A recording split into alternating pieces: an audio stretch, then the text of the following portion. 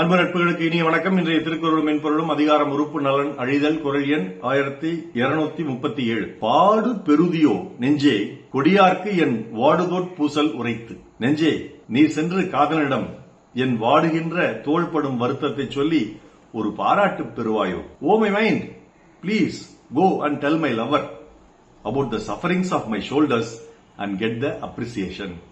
என் துழிப்பா, என் தோள்கள் படும் துயரை அவரிடம் சொல்லு நெஞ்சமே, உன்னிடம் பாராட்டு தஞ்சமே.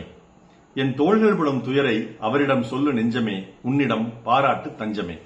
இதற்கு கவிப்பேரரசு அவர்களுடைய உரை: ஓ நெஞ்சே, ஒன்று செய்தால் உய்வுருவாய். என் தோள்கள் வாடி வெளிந்தன, கைகள் இழைத்து விட்டன, பிடிமானம் இழந்த வளையல்கள் ஓசையிடுகின்றன. நீ ஓடிச் சென்று அந்த கொடியவரை கண்டு உண்மை சொல்லி வரவழைத்தாய், உய்வுருவாய். செய்வாயா?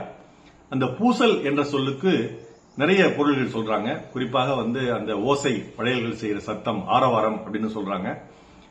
வருத்தம், துன்பம் என்றும் சொல்கிறார்கள்.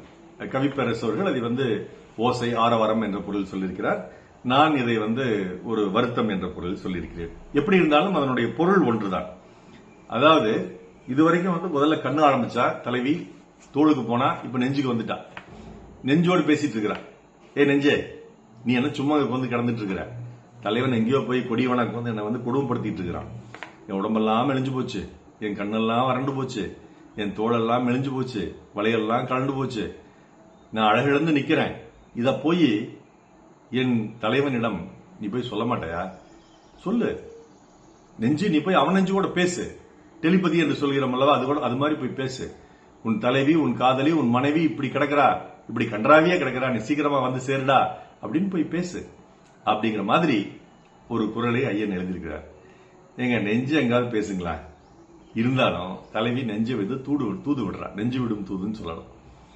அப்படி போய் தூது விட்டேன்னா அந்த காலத்துல, இந்த காலத்துல யாராவது நம்மளை பாராட்டினாங்கன்னா ரொம்ப சந்தோஷங்க, மகிழ்ச்சிங்கன்னு சிரிச்சுக்கிட்டு ஒரு கும்பிடு மட்டும் போட்டு ஆரம்பிச்சிடுறோம். அந்த காலத்துல அப்படி யாராவது பாராட்டினா பொண்ணும் பொருளும் கொடுப்பாங்க, குறைஞ்சபட்சம் புகழாவது கொடுப்பாங்க, அவங்களுக்கு ஒரு பாட்டாவது திருப்பி அவங்க பாடுவாங்க.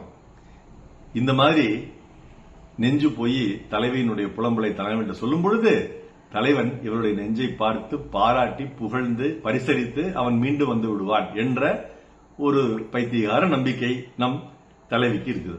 அது தாங்க இந்த குறள்ல தலைவி வாயிலாக ஐயன் சொல்றாரு, நெஞ்சு விடுத்துவதாக சொல்கிறார்.